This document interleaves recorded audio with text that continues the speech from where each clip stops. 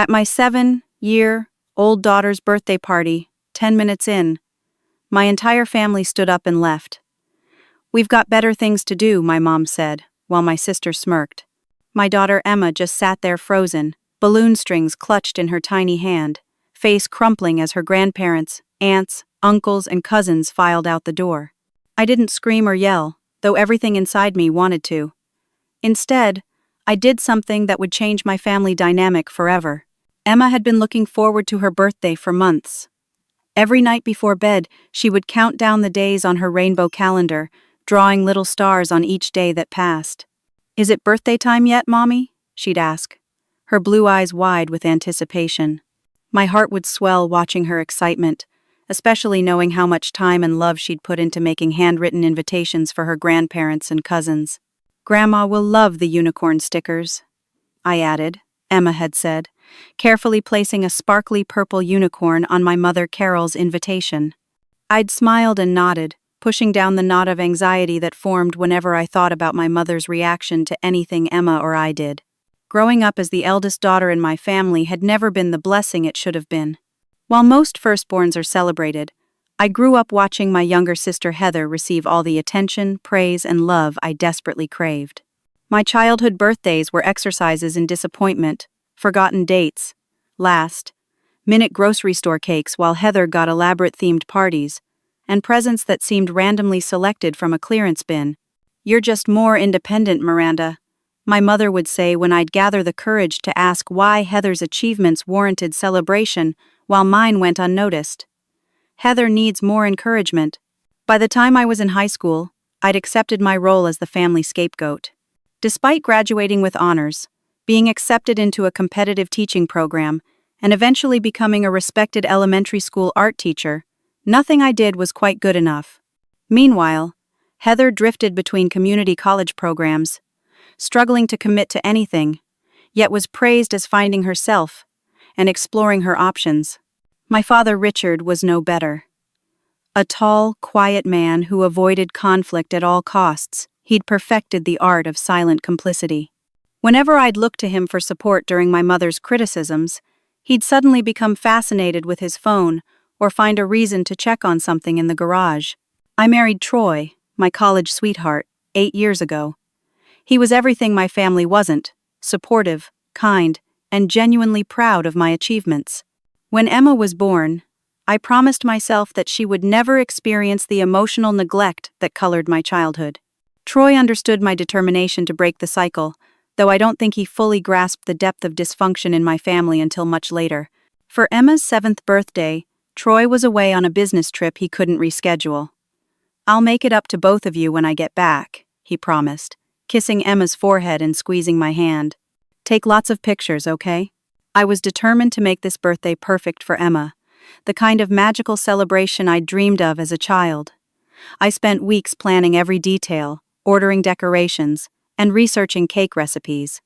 Emma had chosen a rainbow unicorn theme, and I wanted everything to be perfect.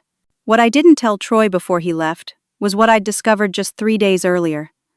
I'd been at my parents' house for Sunday dinner, a tradition I maintained more out of obligation than desire. Emma had been playing in the backyard with her cousins when my mother asked me to grab her phone from the kitchen to show me something funny Heather sent. As I picked up her phone, a text notification appeared from my Aunt Susan. "Carol, you're absolutely right about Miranda's parenting. Too permissive. That child runs wild. No wonder she's having problems at school."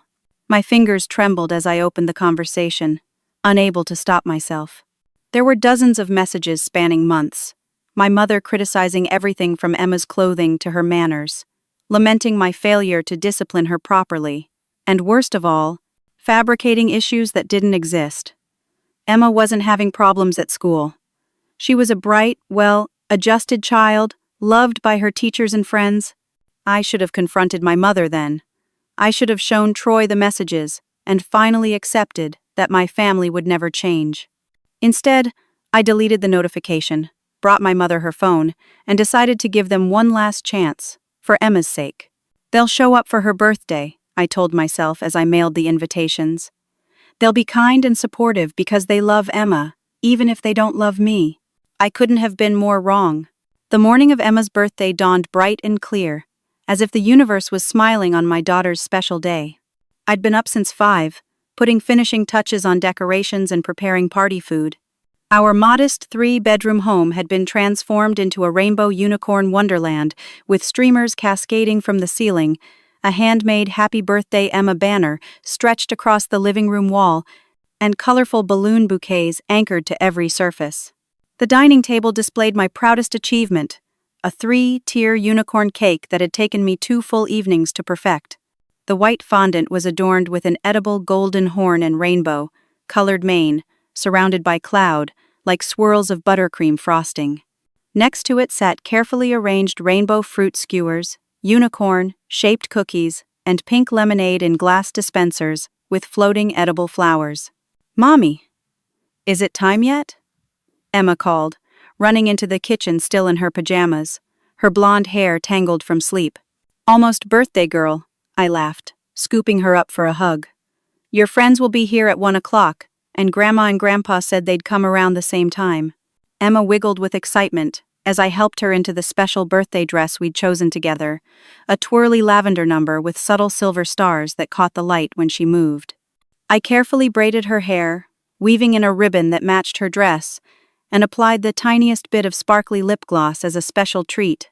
"Do I look like a birthday princess?" she asked, spinning in front of the mirror. "The most beautiful birthday princess in the universe," I answered truthfully, fighting back tears at how perfect this moment was. How perfect she was. At 12:45, the doorbell rang as Emma's first school friend arrived with her parents. Within 15 minutes, our house was filled with the happy chaos of 7-year-olds exploring the unicorn-themed games I'd set up around the living room and backyard. The parents who stayed chatted amiably with me, complimenting the decorations and offering help with serving or cleanup. By 1:30, all of Emma's friends had arrived, but there was no sign of my family. I checked my phone repeatedly, but there were no messages explaining their tardiness. Just as I was about to call my mother, I heard cars pulling up outside. "They're here!" Emma squealed, abandoning the horn, on the unicorn game, to race toward the front door. My parents entered first, my mother's face already set in that tight, lipped smile that communicated displeasure more effectively than words. Behind them came my sister Heather, her boyfriend Jason, and a procession of aunts, uncles, and cousins, 11 family members in total. "Sorry we're late," my mother announced loudly enough for all the other parents to hear. "The parking in this neighborhood is just impossible. I don't know why you couldn't have had this at the community center like I suggested." "We're just glad you made it," I replied, forcing a smile as I bent to help Emma distribute hugs to everyone. "Emma's been so excited to see you all." My mother handed Emma a small gift bag without much enthusiasm. "Happy birthday, Emma. 7 years old, my goodness." Emma beamed up at her grandmother, clutching the gift bag to her chest, as if it contained treasure. "Thank you, Grandma. Do you want to see my unicorn cake? Mommy made it all by herself." "In a minute, dear," my mother replied, already scanning the room with a critical eye. She and my sister immediately migrated to a corner, heads bent together in whispered conversation, occasionally glancing around with subtle smirks. My father gave Emma an awkward pat on the head before joining my mother. My aunts and uncles dispersed around the periphery of the room, looking uncomfortable and checking their phones repeatedly.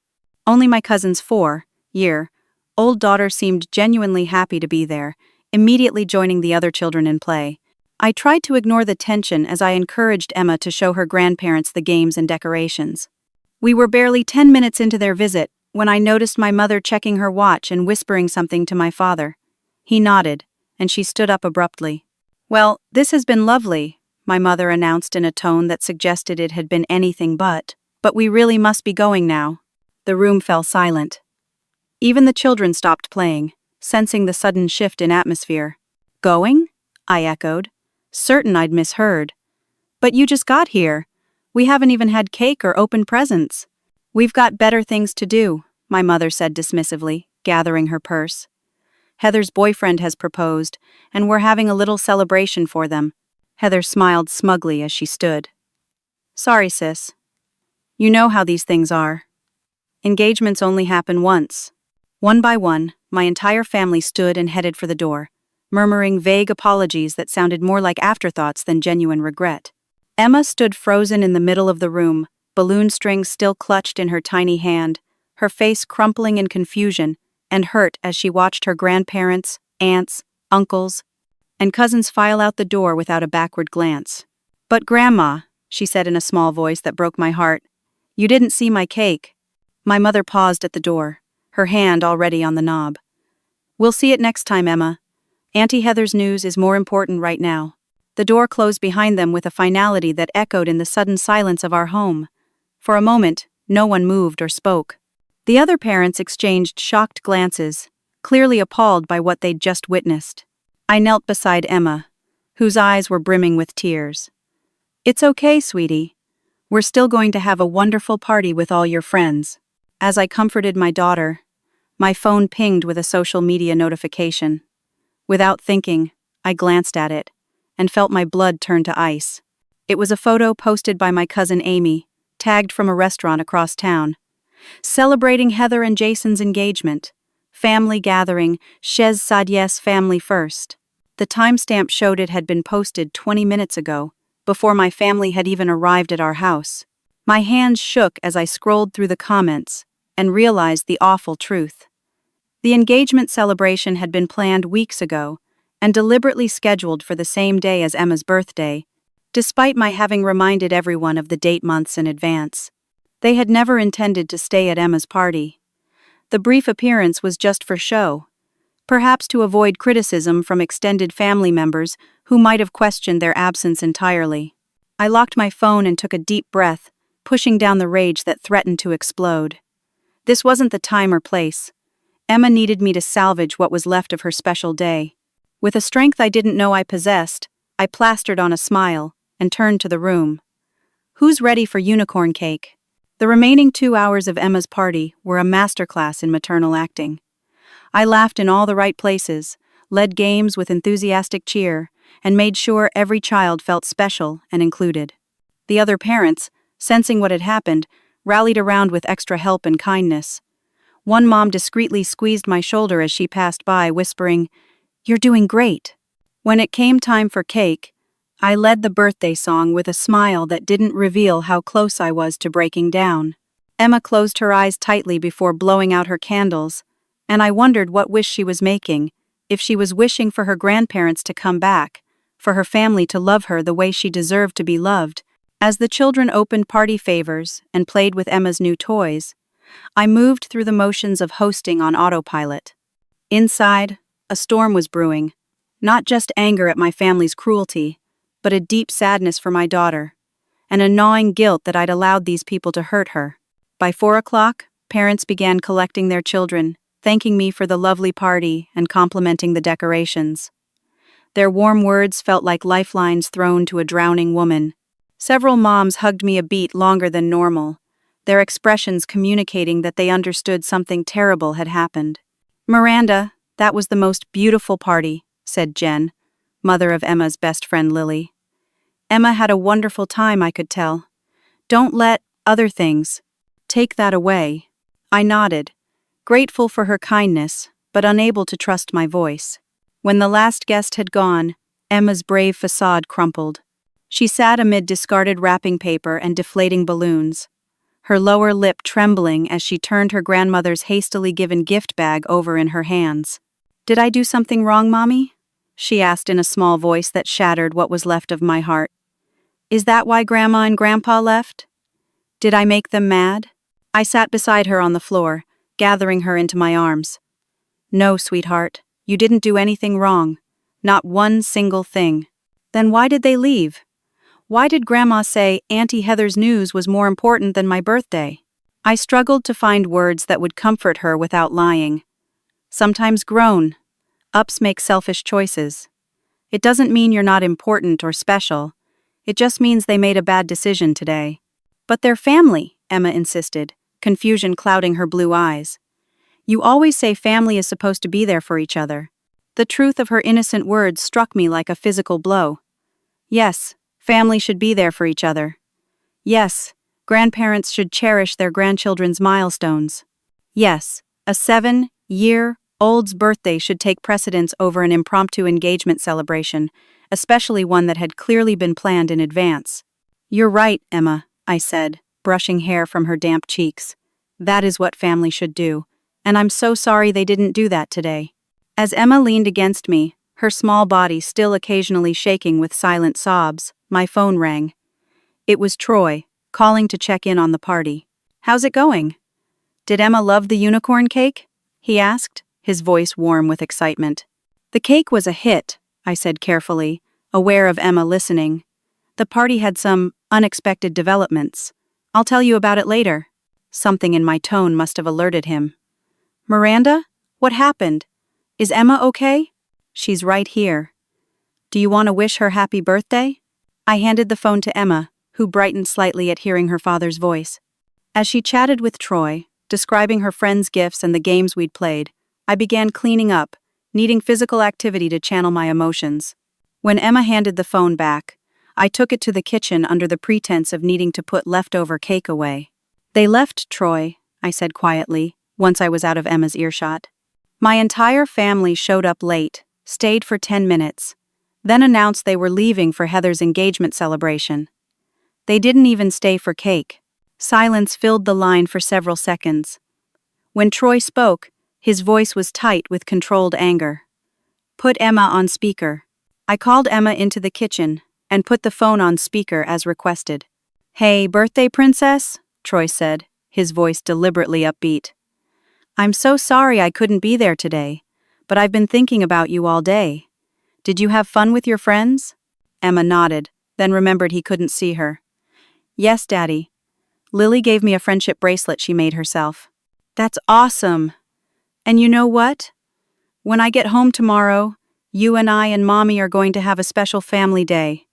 Just the three of us. Would you like that? Emma's face lit up for the first time since our family had walked out. Can we go to the aquarium? I want to see the new baby otters. Absolutely. The aquarium it is. Now, can you do me a favor and check if Mr. Sparkles is hungry? I think he might need some special birthday fishies. Emma giggled at the mention of her beloved goldfish and ran off to check on him. The moment she was gone, Troy's voice dropped. Miranda, listen to me. This is the last straw. You've been making excuses for your family's behavior for years, and now they've hurt Emma directly. It stops today. I know, I whispered, surprised by how steady my voice sounded, despite the tears running down my face. I know, Troy. Document everything. Take pictures of the party. Save any texts or social media posts. Write down exactly what happened while it's fresh. When I get home tomorrow, we're going to talk about setting some serious boundaries. After hanging up, I followed Troy's advice. As Emma played quietly in her room, I took pictures of the abandoned party, the gifts from my family still sitting unopened, the remains of the cake that no grandparents had stayed to enjoy. I took screenshots of the damning social media posts that proved the engagement celebration had been planned in advance. Then I sat down and wrote out exactly what had happened, including every cruel word and dismissive gesture. The process was cathartic, transforming my hurt into something concrete that could be addressed rather than buried. As I cleaned up the last of the party debris, I noticed my mother had left her gift bag behind on the entry table. Emma hadn't opened it yet, having been too upset after everyone left. I picked it up, surprised by how light it was, and peeked inside. What I found sent a chill through my body. It was a small plastic toy, a broken unicorn figure with one leg missing, and paint chipped off its horn. Worse, there was still a gift tag attached with another child's name crossed out, and Emma's hastily scrawled in different handwriting. This wasn't thoughtlessness. This was deliberate cruelty. My mother had regifted a broken toy, not even bothering to remove the evidence that it had been intended for someone else. I stood in my kitchen, the broken unicorn in my hand, and something inside me broke too, but not in the way it had so many times before. This wasn't the breaking of submission, of making myself smaller to accommodate their treatment. This was the breaking of chains, of finally seeing with perfect clarity what I needed to do. That night, After I'd tucked an emotionally exhausted Emma into bed with extra stories and cuddles, I lay awake staring at the ceiling. Years of memories flooded my mind. All the times I'd made excuses for my family's behavior, all the times I'd taught Emma to do the same. They're just busy. Grandma shows love in different ways. Family is complicated sometimes. How many times had I unconsciously taught my daughter that it was okay to be treated as an afterthought? How many times had I modeled accepting emotional scraps instead of demanding the feast of love she deserved? By morning, I had a plan. The morning after Emma's disastrous birthday, I woke with a clarity and resolve I'd never experienced before. The house was quiet, sunlight streaming through the blinds in bands of gold across Emma's abandoned party decorations. For a moment, I lay still, letting the previous day's events wash over me again, not to wallow in hurt, but to solidify my determination. Emma was still sleeping, exhausted from the emotional roller coaster of her birthday. I moved quietly through the house, gathering the supplies I needed for what I was about to do. First, I set up my laptop and camera on the dining room table. With deliberate care, I recorded a video documenting the aftermath of the party. The unicorn decorations still hanging, the half-eaten cake, the pile of presents from Emma's friends next to the conspicuously small offering from my family. I spoke in a calm, measured voice, explaining exactly what had happened, how long Emma had looked forward to her special day, and how my family had walked out just minutes after arriving. I held up the broken, regifted unicorn toy my mother had left, showing the crossed-out name on the tag. This was what my mother thought appropriate to give her only granddaughter for her 7th birthday, I said to the camera, my voice steady despite the anger coursing through me. Next, I sat down at my computer and wrote a letter. The letter I should have written years ago. I detailed the pattern of emotional abuse and neglect I'd endured throughout my childhood, the scapegoating, the constant criticism, and most unforgivably, how that treatment had now extended to my innocent daughter. For years, I've accepted your treatment because I believed family meant unconditional loyalty, I wrote. I believed that maintaining relationships, even toxic ones, was somehow noble.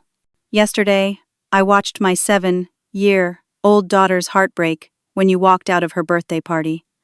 I watched her question what she'd done wrong to make her grandparents leave. That ends today.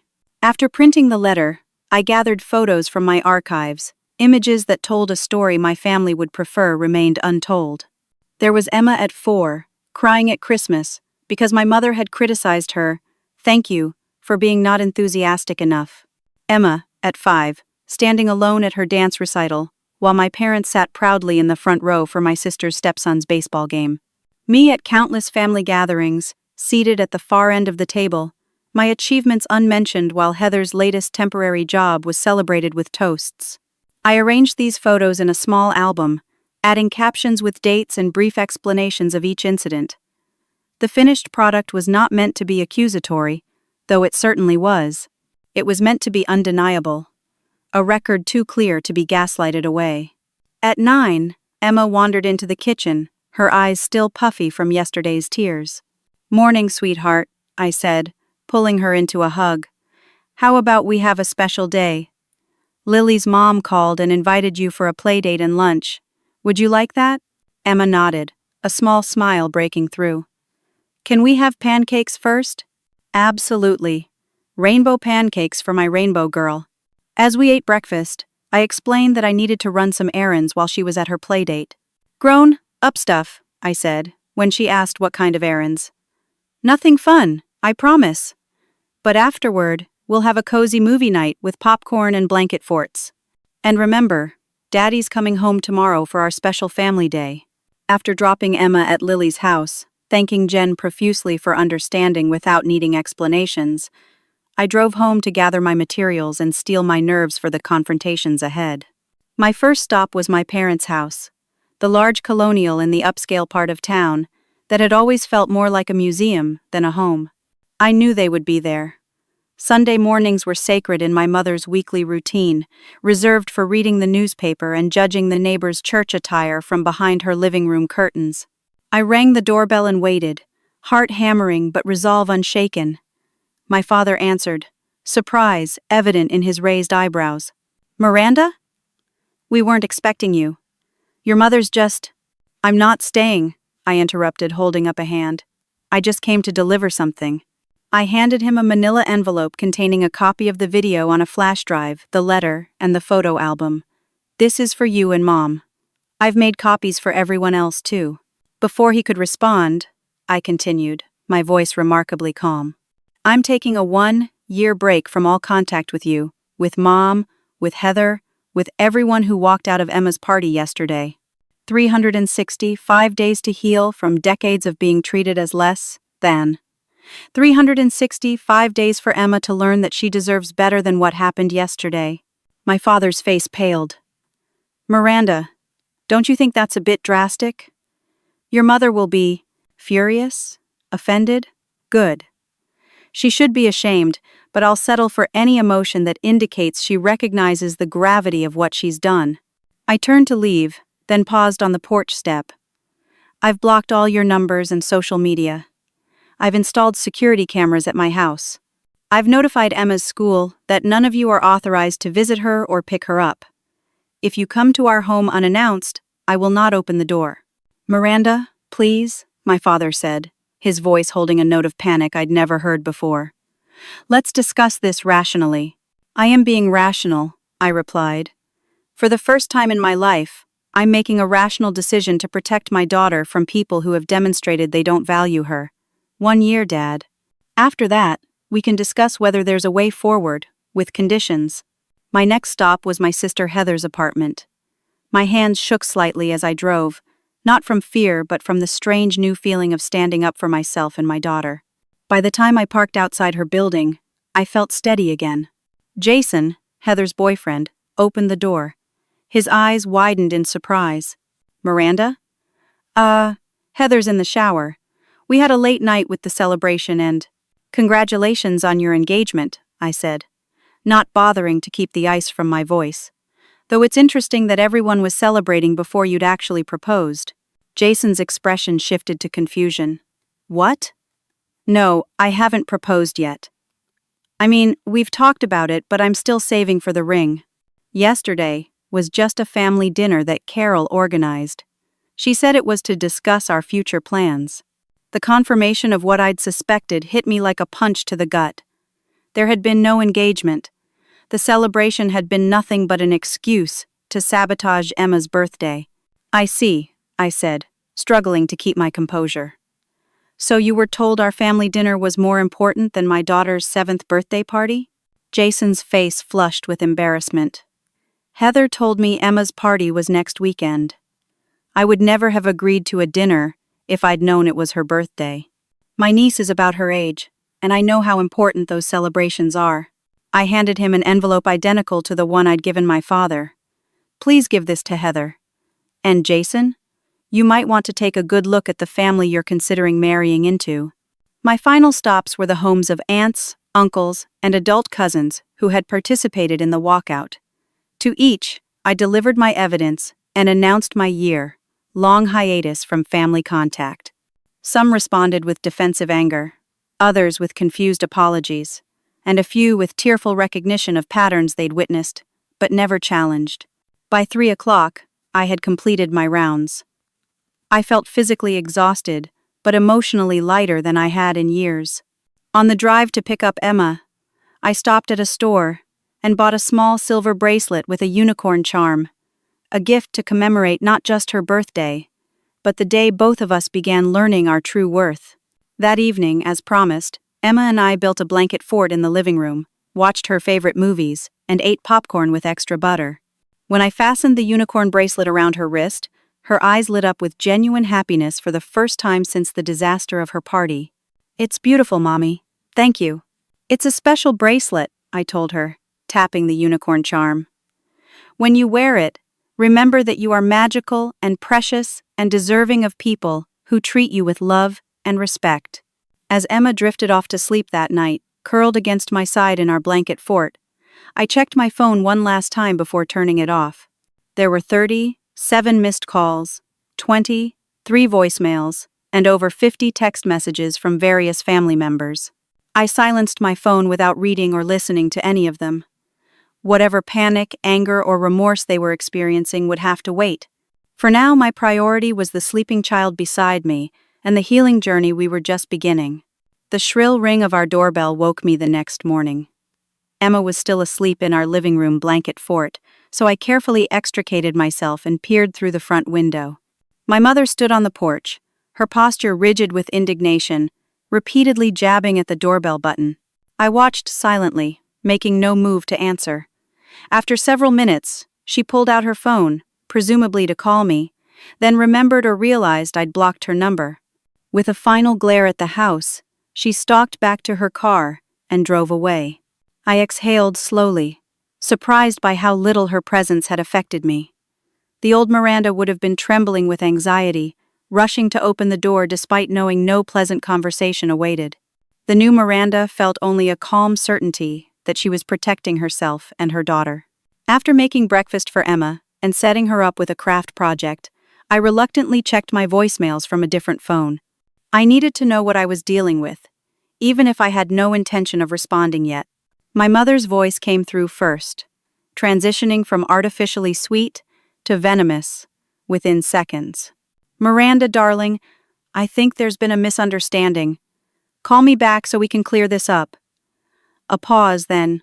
"Miranda, this behavior is absolutely unacceptable. If you think you can cut off this family without consequences, you are sorely mistaken. I know people at your school. I could make things very difficult for you professionally." My father's messages were more measured, but equally disturbing. "Sweetheart, your mother is very upset. We all agree leaving the party early wasn't ideal, but this reaction is extreme. Think of Emma. She needs her grandparents." My sister's voice dripped with her usual self-righteousness. "You always were dramatic, Miranda. Playing the victim again? Turning everyone against me during what should be the happiest time of my life? Real mature." What shocked me most were the messages from extended family members who had never shown much interest in my life before. "How dare you suggest we don't care about Emma?" my Aunt Susan hissed. "Your mother told us everything. How you've been unstable, how you're turning Emma against the family, how you've been seeing a psychiatrist for your issues." This last claim was particularly absurd since I'd never seen a psychiatrist, though the irony of now considering family therapy wasn't lost on me. After listening to enough messages to understand the pattern, I deleted the rest unheard. It was clear my family had moved into damage control mode, with my mother leading the charge to rewrite history and paint me as unstable. I called Troy, who was at the airport preparing to fly home. "They're panicking," I told him, keeping my voice low so Emma wouldn't hear. "My mother's threatening to contact the school, and apparently telling everyone I'm mentally ill." Troy's voice was steely with controlled anger. "Let her try. You've been Teacher of the Year twice. Your principal adores you, and the parents respect you. Document every threat. If she actually tries to interfere with your job, we'll consider legal options." "I installed the security cameras last night," I added. "Good timing, since my mother already showed up this morning." "I'll be home in a few hours," Troy assured me. "We'll get through this together." Shortly after hanging up, my phone pinged with a text from an unknown number. It was from Jason, Heather's fiancé, sent from a phone I hadn't blocked. "Miranda. I saw the video and photos. Had no idea about any of this. I'm sorry about Emma's party. This isn't right. Heather's furious. I'm texting you, but wanted you to know not everyone thinks you're overreacting." The small gesture of support from an unexpected source gave me strength, as reports from friends began filtering in about the smear campaign my mother had launched. Apparently, she'd called several school parents, expressing concern about my mental state and suggesting they might want to reconsider playdates with Emma. Fortunately, most of these parents had witnessed my family's behavior at the birthday party and were unmoved by my mother's transparent attempts at character assassination. "Carol called me this morning," Jen texted. "Started with, 'I'm worried about Miranda,' and went downhill from there. Told her I saw exactly what happened at the party, and if anyone's behavior was concerning, it wasn't yours." By afternoon, I'd received similar messages from 3 other school parents, all expressing support and dismissing my mother's claims. Their solidarity was touching, but the reality that my mother would stoop to such tactics potentially harming Emma's friendships in her vendetta against me, was a painful confirmation that I'd made the right decision.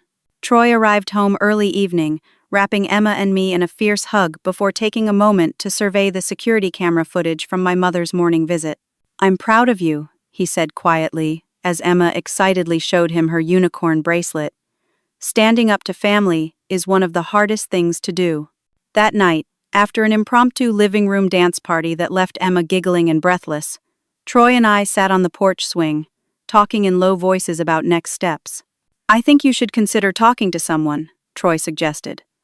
"Not because there's anything wrong with you," he added hastily, "but because breaking away from toxic family patterns is hard. Having professional support might help." I nodded, already having reached the same conclusion.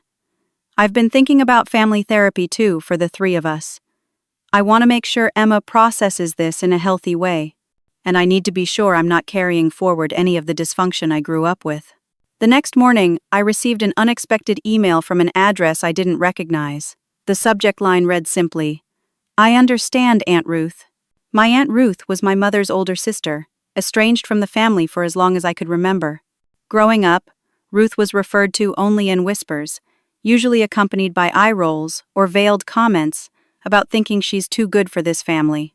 "Dear Miranda," the email began, "you don't know me well, but I'm your mother's sister, Ruth.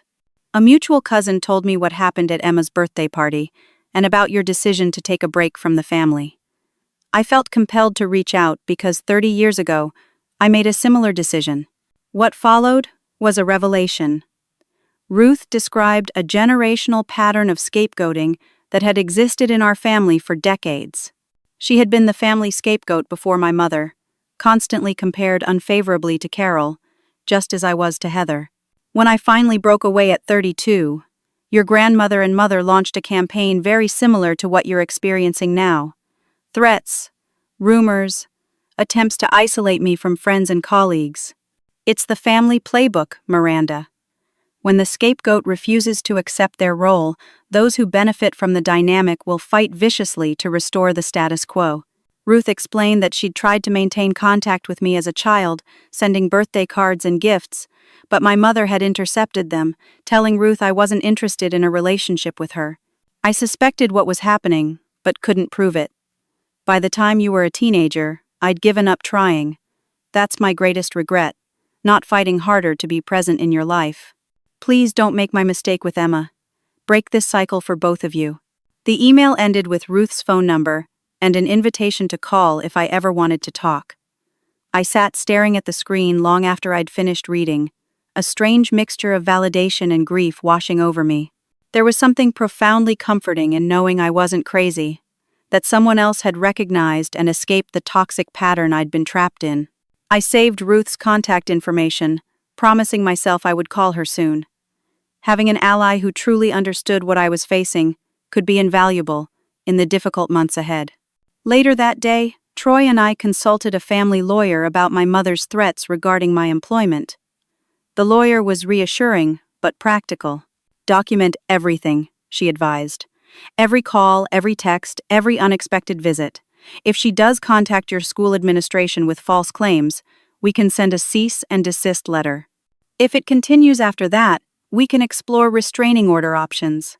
I left her office feeling more secure, knowing we had legal recourse if my mother's retaliation escalated beyond vicious words to actual attempts to harm my career. That evening, while checking my email, I found a notification that I'd been removed as an administrator from our family photo-sharing account, a petty gesture that nonetheless stung. As I clicked through to confirm, I discovered something that sent ice through my veins. There were dozens of albums I'd never seen before, containing photos of family gatherings I hadn't been invited to, holiday celebrations held on different days than I'd been told, and worst of all, regular visits with my grandmother during the last years of her life when I'd been told she was too tired for visitors. My grandmother had passed away last year, leaving most of her estate to be divided equally among her children. She and I had been close when I was very young, but as I entered adulthood, my mother had increasingly controlled access to her, citing health concerns and visiting restrictions. "Emma reminds me so much of you at that age," my grandmother had said during our last visit, squeezing my hand weakly. I wish I could see more of you both. Now, staring at photos of my mother, sister, and various cousins gathered around my grandmother's hospital bed on dates when I'd been told no visitors allowed, the depth of their deception became clear. They had systematically isolated me from a woman who loved me, controlling the narrative until the end. The revelation broke something open inside me, not breaking me down, but breaking through the last remnants of guilt I felt about my decision. They had stolen irreplaceable moments with my grandmother. I would not allow them to steal any more precious time from me or from Emma. 3 weeks into our family estrangement, Emma and I settled into a new routine that felt surprisingly natural. Without the constant undercurrent of anxiety about family obligations or the subtle dread of criticism that had shadowed our weekends, we both seemed lighter, more present. Emma's initial confusion about the sudden absence of grandparents and extended family had evolved into an appropriate understanding that sometimes relationships need space to become healthier. Troy and I had been careful to frame the situation in terms she could grasp, without burdening her with adult complexities. Right now, Mommy and Grandma disagree about how people should treat each other, Troy had explained during a family discussion. So we're taking a break until everyone can learn to be kinder. Like when Lily and I had a fight about sharing and didn't play together for a week? Emma had asked, her brow furrowed in concentration. Exactly like that, I'd answered, impressed by her emotional intelligence. Sometimes, people need time apart to think about their behavior. I'd taken a week off from teaching immediately after the birthday incident, using personal days I'd accumulated over years of rarely missing work. The brief respite gave me time to process my emotions, consult with a therapist, and prepare for potential fallout at school. To my relief, Principal Watkins had been unequivocally supportive when I'd explained the situation. Miranda, in the 8 years you've taught here, I've seen nothing but professionalism and dedication, she'd assured me. If your mother contacts me with concerns about your mental health, I'll know exactly how much weight to give her claims. My return to the classroom had been healing. There was something grounding about focusing on my students' needs, about creating art projects that allowed for self-expression and emotional processing. In a way, I was using the same techniques to help Emma navigate our family situation, creating safe spaces for feelings to be explored through creativity. At home, Troy had stepped more fully into his role as protective father. Twice more, my mother had appeared on our doorstep, and twice, Troy had calmly but firmly asked her to leave, recording each interaction on his phone for documentation. "You can't keep my granddaughter from me," my mother had hissed during her second visit. "I have grandparents' rights." "Actually, Carol," Troy had replied with the confidence of someone who'd recently consulted a family law attorney, in this state, "grandparents' rights cases are extremely difficult to win without evidence of parental unfitness. And showing up uninvited after being asked not to contact us isn't helping your case." My mother had left in a fury, but the visits had stopped, for now. The most surprising development came from my art therapy background, which proved invaluable in helping Emma process her feelings.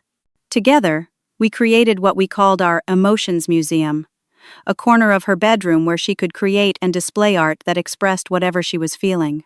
"This is my sad unicorn," she explained one evening, showing me a painting of a unicorn with blue tears. "She's sad because people were mean at her party, but look, she's still wearing her crown because she knows she's special anyway." The resilience in her artwork moved me to tears, reinforcing my determination to protect her from toxic family dynamics. By the 1-month mark, the initial barrage of contact attempts from my family had slowed. My mother had seemingly shifted strategies from direct confrontation to more insidious methods of applying pressure. A sympathy card arrived from a distant cousin. "So sorry to hear about your mental health struggles. Your mother told us all about your breakdown. We're praying for you." An email from my father's sister. "Your mother is absolutely devastated by your accusations. After all she's done for you and Emma, how could you be so ungrateful?" Each message went into my documentation file without response. The narrative being constructed was clear. I was unstable, ungrateful, suffering a breakdown. Anything to avoid acknowledging the truth of what had happened. I might have been more affected by this campaign, if not for 2 unexpected sources of support. The first was my growing friendship with Aunt Ruth, who had become a voice of wisdom and validation in my life. Our weekly phone calls provided perspective that could only come from someone who had walked a similar path decades earlier. The smear campaign is phase 2, Ruth explained, during one conversation. First comes the direct pressure to conform. When that fails, they try to discredit you to others, including yourself. If you start doubting your perceptions, they win. How long did it last for you? I asked. About 6 months of intense effort, then sporadic attempts for years. But here's what they don't expect. The longer you stay firm in your boundaries, the stronger you become. And the more people see the disconnect between their claims about you and the reality of who you are, the less effective their tactics become. The second source of support came from an unexpected quarter. 3 other mothers reached out privately to share similar experiences with my mother. Each had encountered Carol in settings where she volunteered, school events, community functions, church activities, and each had stories of subtle bullying, manipulative behavior, and in one case, deliberate sabotage of a child's school project that had competed with Heather's. She told my daughter her science fair display looked amateurish compared to your sister's, one mother confided. Maggie was only 8. She cried all the way home. These revelations were both validating and deeply concerning. The pattern extended beyond family boundaries, affecting other children in our community. While I had no intention of using this information vindictively, it provided powerful leverage if my mother escalated her threats against Emma, evidence that her behavior was part of a documented pattern affecting multiple families. Around the 6-week mark, I received a notification from my grandmother's lawyer that confused me. Apparently, there was an additional aspect of the will that hadn't been previously executed, a separate inheritance designated specifically for me and Emma. Your grandmother approached me privately last year, the lawyer explained when I called for clarification. She set up a small trust separate from the main estate, with explicit instructions that neither your mother nor any other family member was to be informed. She seemed concerned that you might be excluded from family financial discussions. My grandmother had known, perhaps not the full extent of the dysfunction, but she had recognized enough to take steps to protect me financially. The revelation brought both comfort and sadness. Comfort that she had seen and cared, sadness that she hadn't felt able to address the issues directly during her lifetime. By the 2-month mark, my mother had made good on her threat to contact the school administration, though not in the way I'd expected. Rather than calling my principal directly, she'd gone to the superintendent with concerns about art curriculum choices in my classroom, claiming I was exposing young children to inappropriate emotional content. The accusation was baseless. My curriculum had been approved through proper channels and was age-appropriate by all standards. But it required me to defend my teaching practices in a meeting I shouldn't have needed to attend. I want to be clear, the superintendent said after reviewing my lesson plans. This meeting is a formality. Your work is exemplary, and these concerns appear to be personally motivated rather than substantive. Though the professional threat was easily dispatched, it represented an escalation that worried me. My mother was willing to potentially damage my career in her quest to regain control. That evening, after discussing the situation with Troy, I made a difficult decision. I wrote a carefully worded social media post, breaking my silence about the family estrangement for the first time. I've remained private about a painful family situation, I wrote, but recent events compel me to share that I've taken a step back from certain relationships to protect my daughter's emotional well-being. This decision came after a pattern of behavior culminated in my entire extended family walking out of my 7-year-old's birthday party after just 10 minutes. I'm now facing professional retaliation as a result of setting this boundary. I believe in family reconciliation when possible, but never at the expense of a child's sense of self-worth. Thank you to everyone who has supported us during this difficult time. I included no names, no specific accusations beyond the birthday incident, nothing that could be construed as defamatory. Still, I hesitated before hitting post, knowing it would be seen as an escalation by my family. "Are you sure about this?" Troy asked, reading over my shoulder. "No," I admitted. "But I'm tired of hiding in shame while they control the narrative. The truth isn't inflammatory, it's just the truth." Within hours, My post had generated dozens of supportive comments and messages from friends, colleagues, and even former students' parents. More significantly, it effectively neutralized my mother's ability to continue spreading misinformation unchallenged. The community had witnessed her behavior at the birthday party. Now they had context for understanding it. 3 days later, my post generated an unexpected result. I received a message from the superintendent's secretary. Mrs. Lawson would like you to know that she will not be entertaining any further curriculum concerns from Carol Jenkins. She apologizes for any distress this situation has caused. The simple message represented a significant victory. My mother had lost her leverage over my professional life. The power dynamic had shifted, and for the first time in our relationship, I held the stronger position. That evening, as Emma and I worked on a collaborative art project, a family tree of chosen people featuring those who truly supported and loved us, I felt a profound sense of peace. We were 6 months away from the 1-year milestone I'd set for reevaluating family relationships, but already the benefits of our separation were evident. Emma was thriving without the subtle undermining she'd experienced from my mother. I was rediscovering parts of myself that had been suppressed in my efforts to gain family approval. Troy and I were communicating more openly about our hopes for our family future. As Emma carefully glued a photo of her best friend Lily to our tree, she looked up thoughtfully. "Mommy, do you think Grandma and Grandpa will ever be nice enough to go back on our family tree?" The question was complicated, but my answer wasn't. "I hope so, sweetheart. People can change if they really want to. But even if they don't, our tree is full of people who love us exactly as we are." Emma nodded, satisfied with my response, and returned to her artwork. I watched her for a moment, marveling at her resilience and wisdom. We were healing, growing stronger every day. Whatever came next, we would face it together, standing firmly in our worth. 6 months into our family estrangement, spring arrived with a gentle determination that matched my own. The cherry trees in our front yard burst into delicate pink blossoms, and Emma insisted on celebrating what she called her half-birthday, a concept she'd invented to replace the painful memories of her actual birthday. "Since I'm 7.5 now, I should get half a party," she had reasoned with impeccable 7-year-old logic. Troy and I exchanged amused glances over her head. "I think that sounds perfectly reasonable," I agreed. "Half a cake, half the presents, but all the fun." The half-birthday celebration turned out to be one of the most joyful gatherings we'd ever hosted.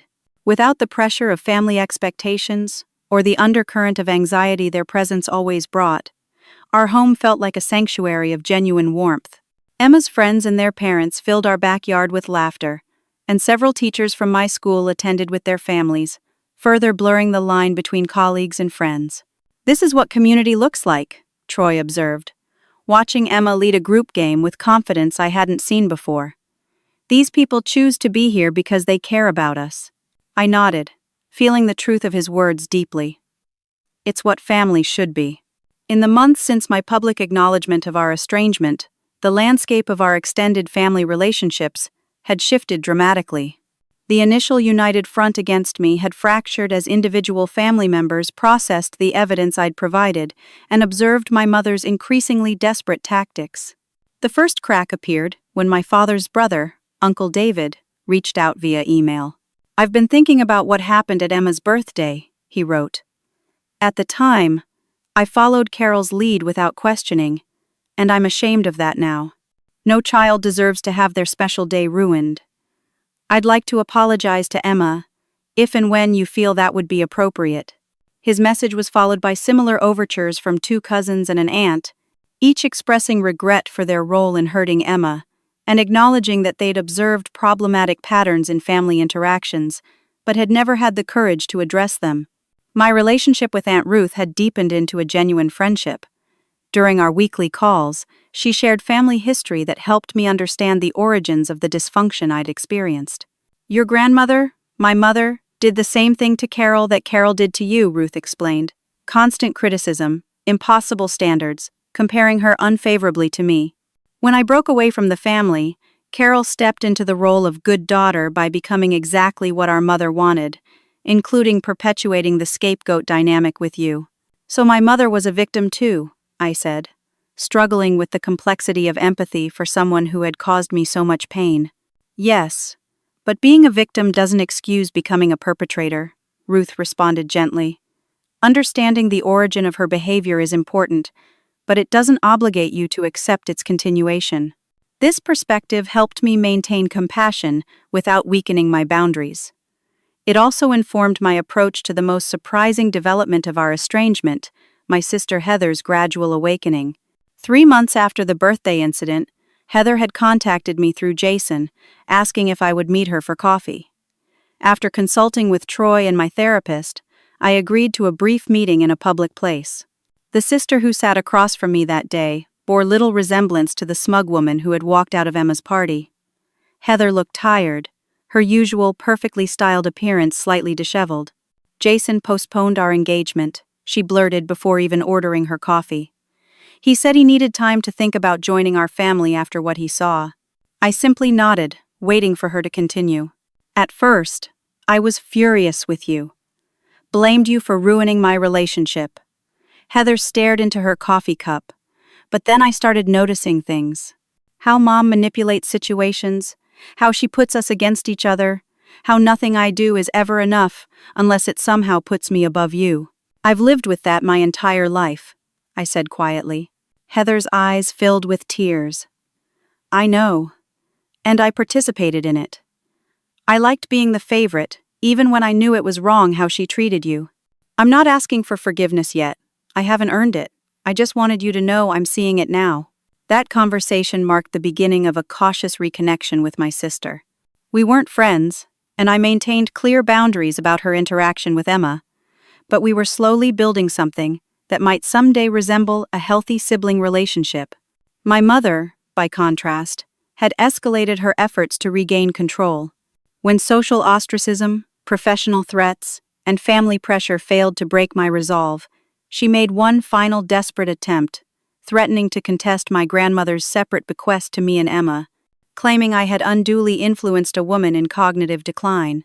The legal threat necessitated sharing the documentation I'd been collecting with my grandmother's lawyer, who responded with professional steel.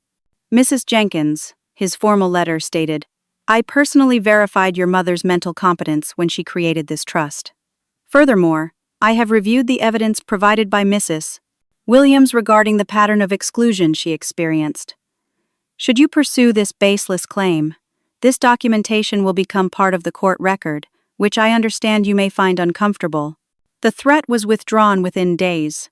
By the time we reached the 6-month mark, my mother had exhausted her arsenal of manipulation tactics. Her final communication was a tersely worded email. When you're ready to apologize for tearing this family apart, we'll welcome you back. I didn't respond. The email went into my documentation file with all the others, a record of a mindset that still refused to acknowledge reality. My father, to his credit, had begun his own journey toward insight. His initial defense of my mother had gradually given way to a recognition that he had failed in his role as my protector.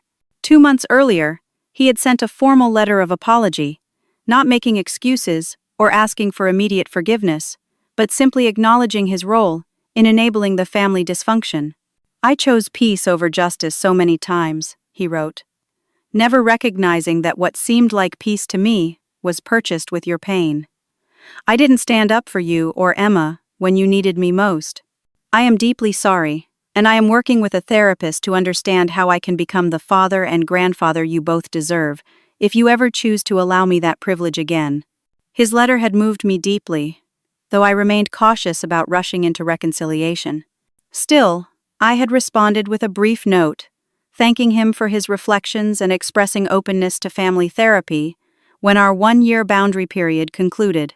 As the cherry blossoms gave way to full summer greenery, I found myself reflecting on the transformation the past 6 months had brought. Emma was flourishing academically and socially, no longer walking on eggshells around certain family members or questioning her worthiness of love. My own professional confidence had grown, resulting in a promotion to art department head for the coming school year.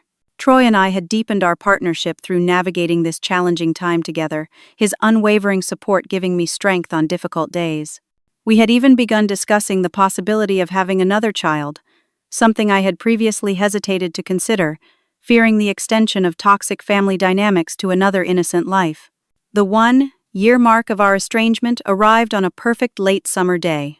Emma and I had planned what she dubbed our freedom celebration, an afternoon gathering of the people who had supported us throughout our journey.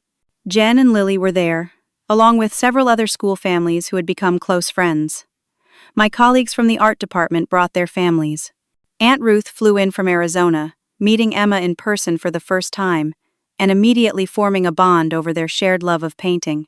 Uncle David attended briefly, respectfully keeping his distance, but bringing Emma a thoughtfully chosen art set that showed he had paid attention to her interests. Most surprisingly, Heather came alone for a short time, bringing a handmade card for Emma and maintaining appropriate boundaries during her visit. As twilight settled over our backyard, friends gradually departed until only our closest circle remained. We lit paper lanterns that floated gently into the night sky, each carrying a written message of hope or gratitude. Emma's lantern carried a simple message in her careful handwriting. "Thank you for teaching me, I am important." Watching her face glow in the lantern light, I felt a profound sense of peace. The journey had been painful, the cost of boundaries high, but the reward, my daughter's unshakable knowledge of her own worth, was beyond price. Later that evening, after Emma had gone to bed, I found a letter in my mailbox. It had been hand-delivered, the handwriting unmistakably my grandmother's. With trembling fingers, I opened it to find a letter dated just weeks before her death, entrusted to her lawyer with instructions to deliver it on the 1-year anniversary of any significant family breach involving Miranda. "My dearest Miranda," the letter began, "if you are reading this, then you have finally done what I always hoped you would find the courage to do. Stand up for yourself and your child against the pattern that has damaged our family for generations. I recognize the dynamic between your mother and you, just as I had created it between myself and her. I am deeply ashamed that I did not break the cycle when I had the chance." Tears blurred my vision as I read her acknowledgement of the family dysfunction, her regret for not intervening, and her hope that I would succeed where she had failed. "I have arranged a separate inheritance for you and Emma," she continued, "not because I love you more than the others, but because I fear they may attempt to control you financially, as they have emotionally. Use this freedom to build the life you deserve, one filled with genuine love and respect." The letter concluded with words that seemed to reach across the divide between life and death, offering final validation of my difficult choice. "True family is not determined by blood alone, but by those who nurture your spirit and honor your worth. I am proud of you, Miranda, and I believe in the family you are creating, one built on love rather than obligation, on respect rather than fear.